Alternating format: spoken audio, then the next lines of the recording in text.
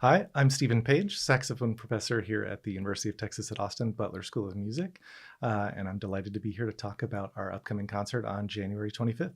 Yeah, we're like a little over a week away from I would say by far the biggest concert of the year here at Butler, and maybe one of the biggest in this decade. It's just astronomical. And you're doing this amazing saxophone concerto. And as we were just talking about before setting up, this is probably one of the few concerts where the concerto, the soloist is actually kind of not the star just because the piece after it is so big, Circus Maximus. But any other concert, this would be the starring attraction, your concerto. And it's so unusual for many reasons, but one is that you're going to play multiple instruments. So it's just I'm so happy to sit here and talk to you about it. So let's get like started. Can you tell me just a little bit about the concerto in general? Sure. I mean, this is a brand new piece. It was, I believe, premiered in 2022 at the San Francisco Symphony. And so it's still very much at the forefront of the repertoire. It's an exciting new addition by a composer we all adore, and we're excited to welcome and join us here in a few weeks. And certainly for me, it's been a great joy to work on something like this that is so appealing to me as a saxophonist. I get to play the three voices. I get to explore the music in a very new way, something that has been played very few times, and especially in this format with wind ensemble. I think maybe this will only be the fourth performance with wind ensemble. So that's going to be a big joy. And I'm really excited to join forces with Jerry Junkin and all of our amazing students and create a really memorable concert at the Long Center. Now, will John Corigliano, will he be here for any of the rehearsals?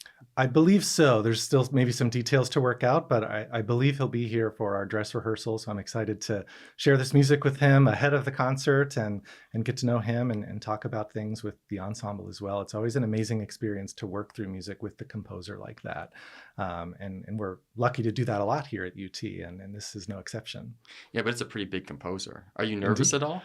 Not particularly. I feel well prepared and excited about the music. It can feel daunting at times to do something of this magnitude. It's such a big piece, and for me, it draws on some things that aren't usually in my wheelhouse. But I don't really think that's nervous. I feel like I'm just excited to share this and get some feedback and bring life to something that's still so new. Yeah, and how did this first come about? Like, did Jerry approach you about doing this? How did this get on this program? Yeah, Jerry emailed me, I think it was a little over a year ago, with just a very short email that said something to the effect of, "So shall we?" And it was an email chain about the wind ensemble version of Triathlon being completed. And of course, I emailed back in all caps, yes. And so we've been planning ever since. And it's been a lot of fun to coordinate this with him. And I've been really excited over many years now, more than a decade, to pair with Professor Junkin and our students and other groups around the world to play music together. Cool. So let's get into the piece a little bit. So it's triathlon, right? Mhm. I know that could have many meanings, right?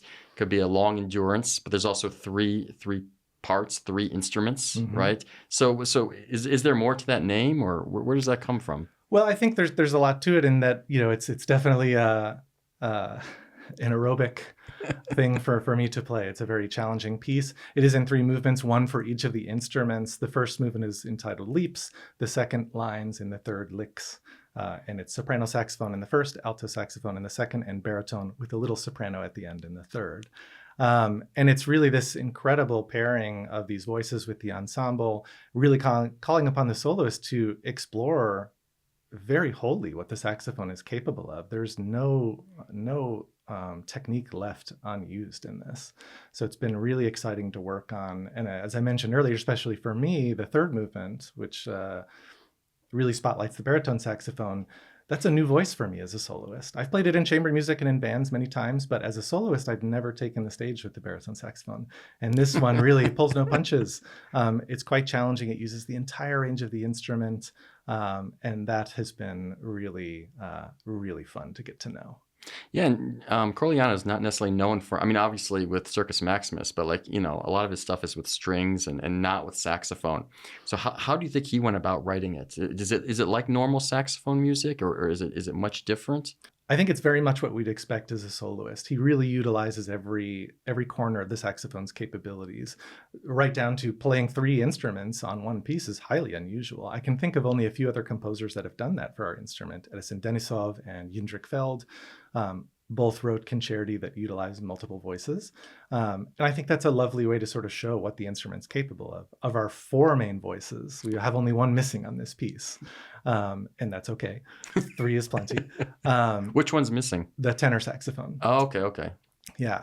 But the way he writes for saxophone encompasses the entire range of not only the soprano, but the alto and the baritone in this really homogeneous way. And it's everything from, yes, the technical side of what the saxophone is, but it's deeply rooted in this incredible lyricism that you can hear in every movement. And it's just been, really fun for me to explore the possibilities of the instrument in that way. And I can't wait to get together for this first rehearsal and see how it all comes together.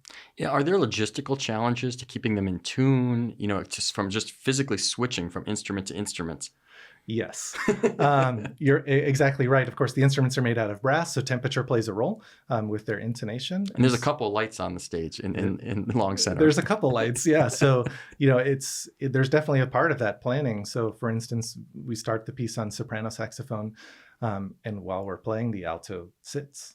And then we start the second movement and the ensemble begins, and I have to enter at pianissimo. And the instrument's been sitting for several minutes. It's cool. The reed is, perhaps not entirely ready to jump in. So there is that logistical planning of how to manage that, what to expect. And part of the practicing is letting the instrument sit and picking it up and then trying to play. So I'm trying to, in the practice room every day, create that scenario so I'm not surprised. Yeah. The same is true at the end of the third movement. We play entirely baritone saxophone until the last 2 minutes or so, where I have to pick up the soprano saxophone, which has been sitting since the end of the first movement, and play immediately in the highest register possible. And so it's quite a lot to manage that and to account for that. And that's a big part of the preparation, is knowing, so what's going to happen when I leave this instrument alone for 15 minutes and I have to pick it up and play really demanding, very high range that is dependent on the reed. And it's a good challenge. I'm excited. And of course, switching physically, I'm still trying to figure out what to do at the end when I have to switch from baritone to soprano, because there's time, but I think I need to use that time to make sure that the soprano is warmed up again and that the reed is ready. So I may just continue to hold the baritone and just be holding 2 saxophones. Oh, wow. Yeah. Which I've done in other pieces, a little more challenging with the baritone saxophone. But these are some of the logistical things. But it works really well, and the division of the movements, I think, is really excellent. But before the second and third movement, will you tune? I don't think so. No. Okay. So now, if you, I don't know that much about the saxophone. If you start playing that's a little out of tune, can you tune on the fly? We can. Okay. Yeah, it's flexible. The instrument is very flexible. So if I pick it up and it is out of tune, then I can manage that sort of internally. No one will see it, and then at the appropriate moment, I can always push the mouthpiece in or pull it out if I need to. But the hope is that I've come to understand what to expect during practice, and so that it will be okay. Yeah, and I know the Long Center, it's so busy that we don't get in there till like 10 a.m. that day. Is there a dress rehearsal in the Long Center? Will you get to play it on the stage before? I will. Okay. Yeah. On the day of the concert, on the 25th of January, we'll be in there that morning. I think we have it starting at 9 a.m. Okay. I'll rehearse with the ensemble at 10. I believe that's the schedule. And then I'll come back here to the School of Music where I have auditions in the afternoon. No, So, really? Yeah, I'll be hearing many guests who are coming to audition for our program for saxophone. And I think auditions go until 4, and then I think I'll go pretty much right back to the Long Center and get ready for the concert that night. Oh my gosh. Yeah, it'll be a busy day, but an exciting one. That'll be a busy day. Yeah. So let's dive into the piece a little bit. So the first piece, it's called, Leaps, and Corigliano calls it acrobatic. So let's talk a little bit about that. So, and which instrument are you going to start with? So the first movement starts with soprano saxophone. Which is this right here? Which is this instrument here. Yes. And I think acrobatic is a great description for a number of reasons. It really explores the entire register of this instrument. So it starts really quite high. It makes great use of this altissimo range, this very high range, akin to that of the high clarinet or flute. Is this the highest saxophone? This is close to the highest. There Okay. are a couple more that are higher than this, but less often used. Okay. So this is sort of maybe the most heard of the higher voices for sure. And the first movement is, in fact, very exciting. It's very jubilant. And I say that very deliberately because it was written for the 50th wedding anniversary of Michelle and Larry Koresh.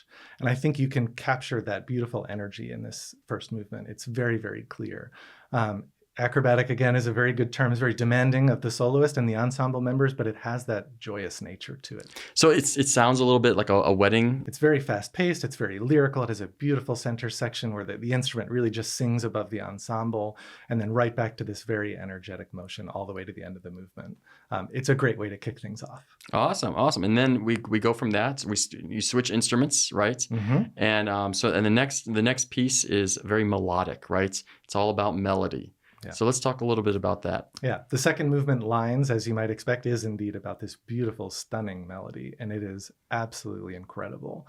It's by far been my sort of most favorite thing to practice, so much so that I think I focus almost a little too much on it because it's just so enrapturing to play. It makes great use of this sort of mezzo voice of the alto saxophone, and I feel myself sort of channeling that inner vocalist at times, that inner flautist at times, and it's been really charming to work on and find all these little moments to bring out with the ensemble. And that's with the alto sax? Yeah, right? That's with the alto saxophone here. Again, one of our more common voices. This is the one I certainly spend the most time on myself. And it makes great use of this instrument's range, even sort of the climax of this movement, which is a little bit more punchy in a certain way. It just has this great, deeply stepped lyricism involved as it climbs to this high register before settling back down into these really long phrases. Yeah, so when you switch from one to the other, are the keys in the same place? These look like such different instruments. Sure, that's a great question. They do look different, but they are in that way exactly the same. All the keys are in the same place. It is a transposing instrument, so between voices the transpositions are different, but when we read the clef, it's all the same. So in that way, it is very similar. It poses different challenges later on in the piece in that third movement because at a certain point, the fingerings do change.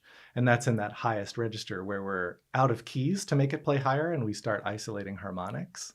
So for instance, when I play very high on the baritone saxophone in the third movement, the fingerings that I use are a half step different to what I'm used to on the alto saxophone. Oh my gosh. So it's a little bit of a brain twist, and we see the note on the page and we go to what's most comfortable or what's most common in terms of the muscle memory, and it's actually incorrect. So that's been an interesting sort of learning point for me with this as I've jumped into the third movement. But by and large, they are the same. Okay. When you practice this, do you practice all three movements in a row, or do you kind of focus on one and then focus on another? I focus on one and then another very often. I'll hit all three every day, but I'll definitely just sort of focus on like, okay, this morning we're jumping into the third movement. We're going to start on baritone. Again, to sort of emulate too that idea of like picking up the instrument almost cold and diving right in. What's this going to feel like in performance? And so that's been a great sort of learning opportunity in that way. And it's nice to have that focused, dedicated time with each of the voices as we get ready for something as large scale as this. Yeah. So now let's move to the last movements, right? So the biggest saxophone, right? Your baritone saxophone right back there. Now, is this harder to play because just you need more like just physical oxygen going through the horn? I would say yes. Yeah, okay. For me, it's definitely a big challenge for a lot of reasons. And of course, one being that it's a large instrument, it's heavy. And so managing that while standing can be a challenge. Getting comfortable with it can be a challenge. But then, yes, it requires more air. And in this case, it's been sitting on the stand for at this point, 15 minutes or so.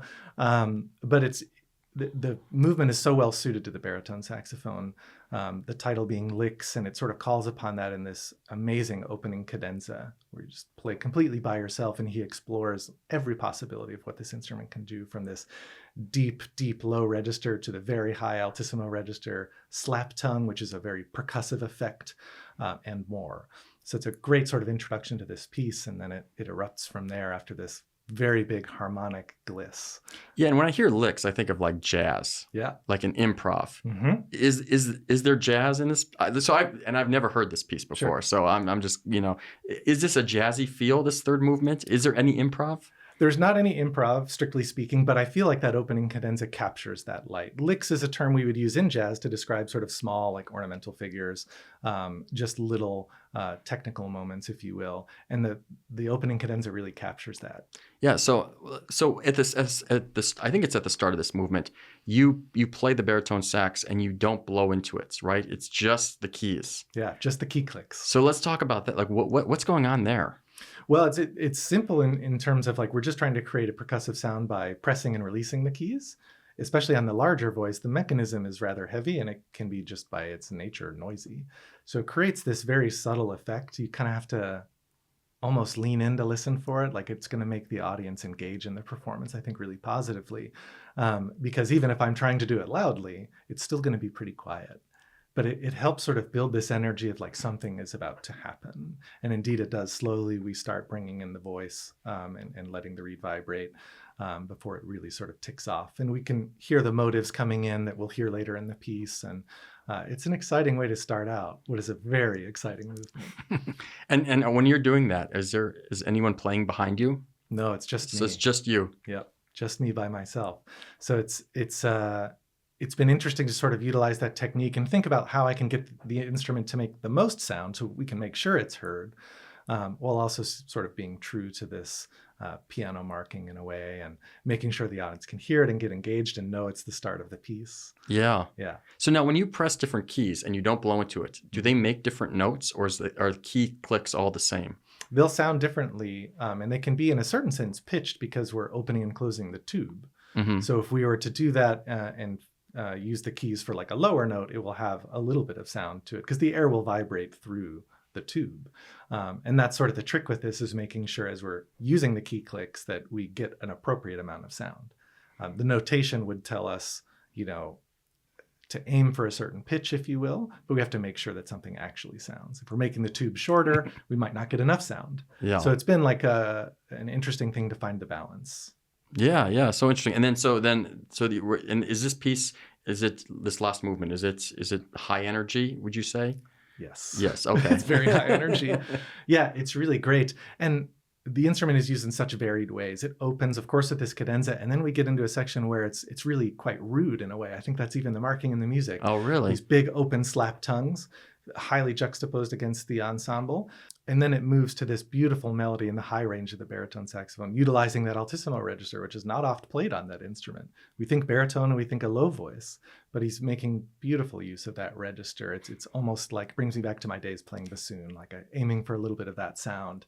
And it just moves back and forth wonderfully. There's quite a few more cadenza-like moments where the instrument really shines. And it ends with fireworks at the end, where we move back to the soprano saxophone in that highest register, bringing back the motive from the first movement. It's exciting.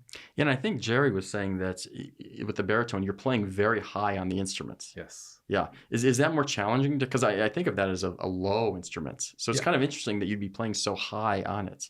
Yeah, I think that's exactly right. We would all identify the larger instrument with the lower range. And in this case, he just makes use of every bit of range that the instrument has into that highest register that is not explored very much on baritone saxophone for that reason. There are moments where we're instructed in the score to sound like French horn rips in that highest register, and that's been a lot of fun to work on because it allows us that flexibility to move in this sort of glissando fashion. And yeah, it makes great use of everything this voice is capable of. Wow. And when you were talking about the slap tongue in it, and that's the part that's like almost a little bit rude. Yeah. So what is slap tongue? Slap tongue is an interesting technique on the saxophone and other reed instruments where you're creating suction between the reed and your tongue. And when you pull the tongue away, the suction is broken and the reed slaps very violently against the mouthpiece. Oh my gosh. So you can do this a couple different ways. We can do it much like a string instrument might do a pizzicato, where there's a bit of ring with pitch afterwards. Or that's sort of one side. That could be a more beautiful side of it. Or we can go in the opposite direction, where we might do what's called an open mouth slap, where when we do it, we're opening the jaw at the end, which would be more akin to like a Bartok Pitts. Very assertive, slapping against the fingerboard, and in our case, just creating a very percussive sound. And in this case, we do both in the piece. It's always a little bit dangerous because you can break a reed doing this. I was just going to ask that. Yeah. So it's a little bit dangerous, but it's so effective in this. It's really going to drive the piece in a beautiful way right at the opening. So it's been a lot of fun to explore that, and again, try to find the balance: how much percussion, how much pitch, to get that right character. So what if the thing we hope doesn't happen happens? You're in the third movement. And the reed breaks. Well, we always go on stage with a couple extras. Okay. You just, in my case, I'll usually either put them on the stand or maybe in a coat pocket, but we're always prepared for the worst. So we have a few extra on hand. Now, at that point, would you stop the piece? No. So you can swap it out that fast. If you need to. Thankfully, in this piece, and I thought about this as part of the preparation, like between the sections with the slap tongue, where disaster could happen, there's time enough to make a change. Hopefully that won't happen. Yeah, yeah. So now let's go into the fireworks, as you call them. So how much time do you have? Because I assume in between the first and second and third, there's like a proper stop, right? Yeah. And you can, I don't want to say take your time, but you can take as much time as you need to switch instruments. But now you don't have that time, right? So how much time do you have to switch from the biggest back to the smallest? Gosh, I wonder how many seconds it actually is. Might be like 25 seconds. Okay. So that is actually a lot of time in a certain sense. But because that soprano saxophone's been sitting on the stand since the first movement, it's going to be quite cold. The reed might be a bit dry. So for me, I'm trying to weigh I'm trying to weigh this decision about, do I want to try and put the baritone saxophone down, which is a procedure in and of itself of unhooking and getting it on the stand and making sure it's stable? Or do I want to just keep holding the baritone, pick up the soprano, and use that time to make sure it's warm and make sure the reed is ready so that I can come in on this exceptionally high note that requires a lot of precision. And it's a delicate moment, but because it is the fireworks of the piece, I want to make sure that it really comes across. So I think I'll probably just end up holding both instruments. Okay. Yeah. It seems like that, because are you going to be standing or sitting? Standing. Okay. Yeah. It seems like that'd be harder to hold two. And it's hard. Yeah. I think in that case, I'll probably have to put the baritone slightly under my left arm. Okay. So I'll hold it there so that I can hold the soprano. Yeah, and you say you pick it up and it might not be warm, right? Like, is there anything you can do in 20 seconds to get it warm? Blowing air through the instrument silently will warm it up relatively quickly. Okay. Or just putting your hand on the neck area just to sort of transfer that body heat. Those are good ways to sort of get it across that finish line and get it warmed up and ready to play again. So there's definitely going to be that in consideration, just to make sure it's ready to go. Yeah, yeah. And so what happens with this fireworks? So now you pick up the first saxophone and what happens musically? Well, we're back to that original theme from the first movement in that high stratosphere of the soprano saxophone, that's sort of what we call the altissimo range, bringing back that first very joyous, exuberant melody again, and then leading to these final trills all the way to the end of the piece, ending on quite literally a very high note. It's enormously exciting. And yeah, I can just picture Professor Junk conducting this already, and just how that energy is going to be brought to the stage by he and myself and all of our collaborators in the ensemble. It is a spectacular finish to this piece. And you say it literally ends on a high note. Is it like one of the highest, or? Yeah, it is just... there's only a couple notes higher than where we finish. I'm glad it's where it is, but it's really quite up there, and it just makes for this, just really unbelievably high energy finish. It's just going to be incredible. Awesome. And I know, a lot of, especially like high school and junior high band students are going to be coming to this concert for Circus Maximus. But if you're a saxophone player, it's like it's a double win, right? Because you also get to hear this amazing piece. What do you think like a high school saxophonist might take away from this? I think any saxophone would take away from this just what an incredible piece it is. And for anybody to play it on three voices, and like the sort of comfort that it takes to do it at just sort of the comfort it takes to do this at a super high level. It's incredibly engaging to listen to. It, like I've said, it makes use of everything that's possible on the instrument in the very best of ways. I know if I had seen this as a high school student, I would have been completely blown away and excited about what the instrument's capable of, because it shows it off so clearly. And so I hope they join us and they find it as rewarding and exciting to listen to as I've found in my learning of the piece. And of course, the incredible saxophones in Circus Maximus, and a new piece by our friend Don Grantham. Yeah. So when you like if you're a pianist, right, and you're playing like Rachmaninoff's Third or something, right, you would have studied this in college, right? You would have heard this piece so many times. But have you ever heard this piece live? I have. Okay. And it was a real treat last year at TMEA in San Antonio. The Dallas Winds did the premiere of this version with wind ensemble with my friend Tim McAllister on saxophone, for whom it was written. He did the initial premiere in 2022. And I mean, that audience was treated to an exceptional performance by, of course, an incredible group and soloist. Jerry Junkin was conducting. So I have heard it before, but you're right in that it's certainly not been recorded, and it's still very new. It's been performed a fair amount, but it's hard to find that reference point. So I've spent a lot of time digging into the score and trying to, as they say, hear with your eyes, and get to know the music that way. So not so much like looking at YouTube videos and listening to it over and over. It's been focused on the score. Yeah, absolutely. And that's always a rewarding experience too, to really see what's going on in the ensemble and study the score and get a sense for what's happening around you. I find that so valuable in sort of understanding the roadmap of a piece, understanding who I'm playing with and how that might inform what I decide to do as an artist, right? And so that's been a great thing to do. And especially too, between the iterations of the orchestral score and then the wind ensemble score.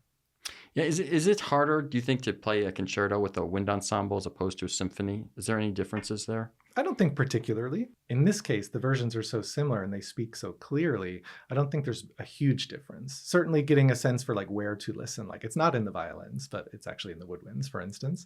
That's been something to sort of take into account as I've moved from an orchestral score to a wind ensemble score. Awesome. So like just kind of in closing, what are like 2 or 3 spots in this piece you're just so excited to play? Or is it the whole thing, or are there a couple pieces like I just can't wait to play this? There are definitely a couple places I just love.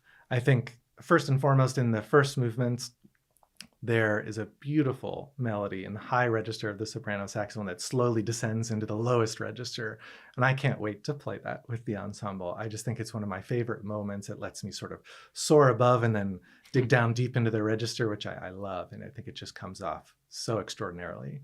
And then the second movement, the whole movement, I'm just so excited about. It's the kind of music I love to play, so deeply colorful and expressive. And I think it calls upon the best parts of myself as an artist. And in the third movement, probably the last couple pages for me where it really starts to heat up with the ensemble. And there's just all this jarring accenting, and I'm covering the whole range of the baritone saxophone really quickly, very articulatively and punchy. It's just so much fun to play. Yeah, I'm looking forward to it. Wow. Yeah, I can't wait. I can't wait to go. And then it's like this isn't played that much. So if you're a saxophonist, I would just if you're any wind instrument, you really need to come to this concert. It's just going to be absolutely incredible. So is there anything else you want to talk about with this piece? I don't think so. I'm just excited to share something new with the audience. I hope a lot of people can come join us. There's something for everyone on this concert, and it's celebrating music that is essential to the wind band repertoire, that is by an incredible composer that we're so grateful to have as a friend of the saxophone, as a friend of the medium of the wind ensemble, and more. And I'm really excited to take the stage with all of our friends in the UTW and Professor Junkin and put on something that I know we'll remember for a long, long time. Well, thank you so much. I hope this last little over a week goes well with practicing. How close are you to being ready to go?